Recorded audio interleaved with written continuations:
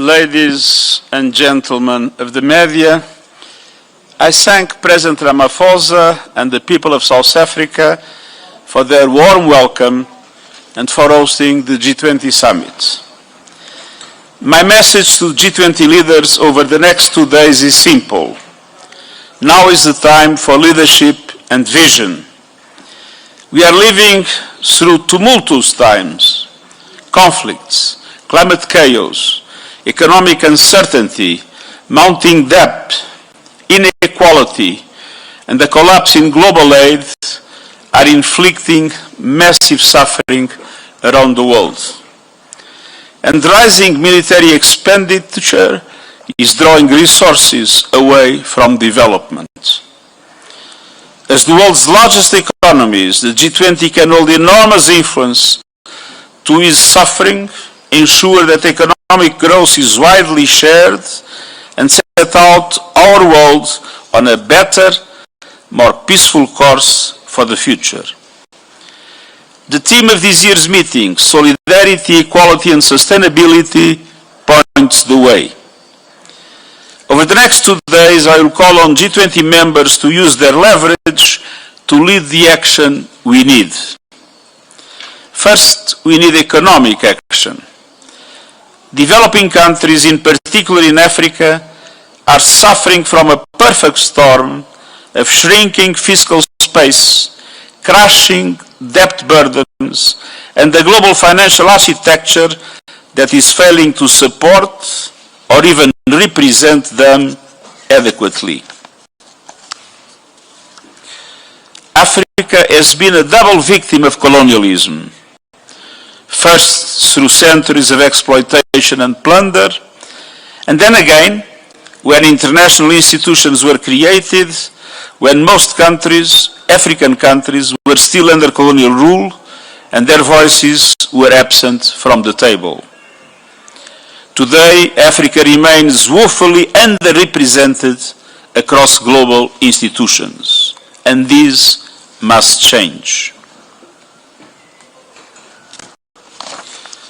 The Pact for the Future, adopted by Member States last year, called for a reform of global financial institutions.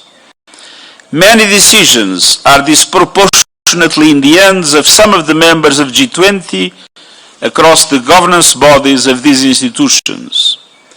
Africa must have a fair seat in every forum where decisions are made, from the board of international financial institutions to permanent seats in the United Nations Security Council and to other global bodies. And the G20 can help repair this historic injustice and drive reforms that give developing countries, and Africa in particular, a real voice in shaping global policies and make global economic governance more inclusive, representative, equitable, and effective in the years ahead.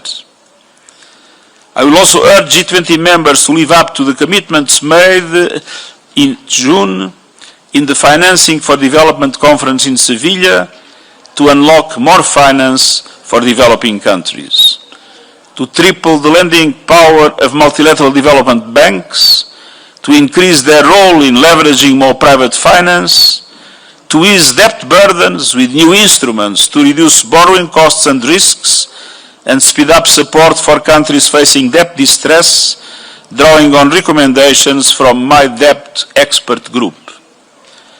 To help developing countries strengthen their capacity to mobilize domestic resources and to build trade bridges, not trade barriers.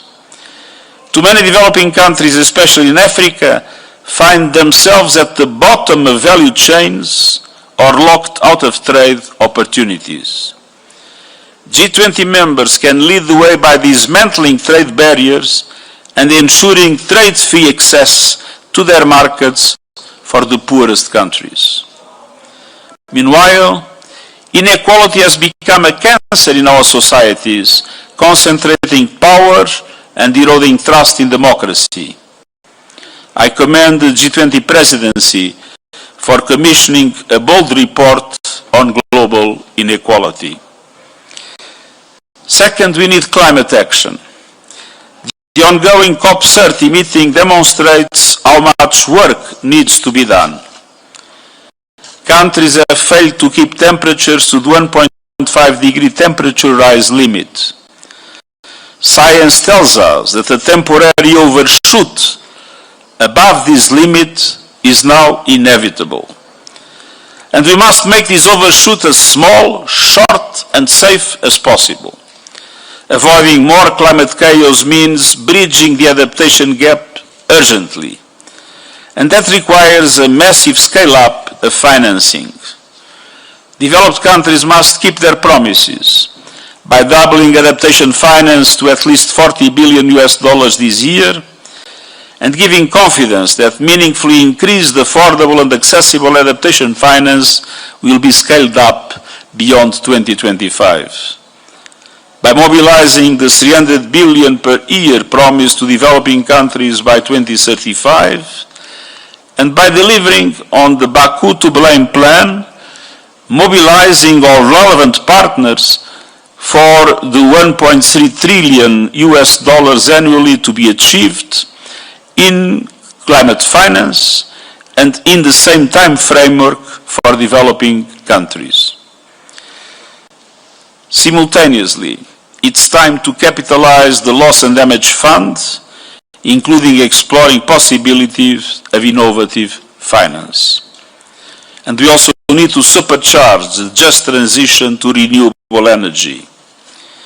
Last year, 90% of new power capacity came from renewables. Global investment in clean energy reached $2 trillion, 800 billion more than fossil fuels. But only a negligible proportion went to Africa. Africa should be at the heart of this clean energy revolution. The continent holds immense solar and wind potential, but lacks the investments needed to harness them. A just energy transition must also mean to entirely electrify Africa, powering homes, schools, clinics and industries, and creating decent jobs for its young people. No one should be left in the dark by the clean energy age, least of all a continent that has contributed the least to the climate crisis. The economics are on our side, but political will needs to catch up. Fossil fuels still receive vast subsidies. Corporations are pocketing record profits from climate devastation, and lobbyists continue to greenwash the truth, while developing countries are locked out of a greener future. Ensuring that all countries can make this shift means aligning national policies and budgets with a just energy transition. And it means providing resources and technology to help developing countries invest in grids, storage and efficiency. It means supporting workers and affected communities to make the transition through training, protection and new opportunities. And it means unlocking finance at scale for developing countries by cutting the cost of capital and crowding in private investment. Finally, we need action for peace. I will call on G20 members to use their influence and voices to end the conflicts that are causing so much death, destruction and destabilization around the world. We need peace in Sudan, through ending the carnage and an immediate cessation of hostilities, through the safe, unimpeded and rapid delivery of humanitarian aid to civilians in need in the whole of Sudan. By ending the flow of weapons and fighters into Sudan by external parties, and by both the Sudanese armed forces and the rapid support forces coming to the negotiating table. We need peace in the Democratic Republic of the Congo through a lasting solution that respects the country's sovereignty and territorial integrity while addressing the root causes of the instability and violence. We need security and peace in the Sahel. Armed groups and terrorist networks continue to exploit fragile governance and intercommunal tensions, fueling cycles of violence that have displaced millions and destabilized the entire communities. The alarming developments in Mali are making a dramatic situation even worse, presenting new risks to the wider region and the entire continent. Addressing the dire security situation means taking action to urgently restore trust and strengthen cooperation between countries across the region. It's time for the countries of the region to stand together and deliver the stability, hope and peace that people across the Sahel need and deserve.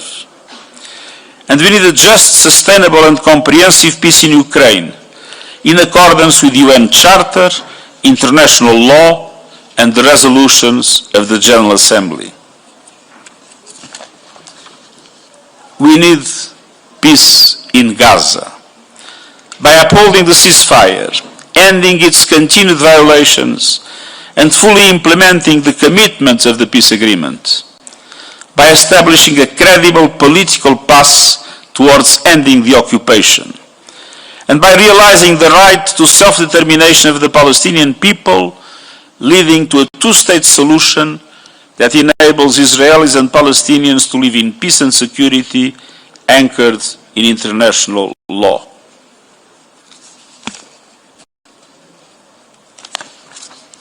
And everywhere, from Haiti to Yemen to Myanmar and beyond, we must choose peace anchored in international law. Ladies and gentlemen of the media, I look forward to a productive summit, and I thank the government and people of South Africa for their warm welcome.